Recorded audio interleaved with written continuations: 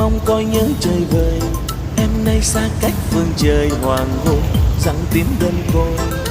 Chiều chậm chậm rơi, bao năm ta có trong đời, bao đêm tay ấm môi mềm, làm sao quên. Nhờ màu thời gian mênh mông nỗi nhớ chênh vênh, trăng non xa khuất đâu gành lời xưa vàng đã trao nhau.